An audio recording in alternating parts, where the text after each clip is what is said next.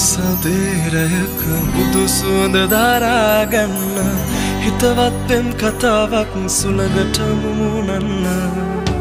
වරාමලින් මලට මල්වියන් තනාගන්න පෙම්වත් භාවනාවක් මට කියලා දෙන්න හැඟුම් මෙහෙවුම් තුල්ලෙදී සිතුම් සිතුම්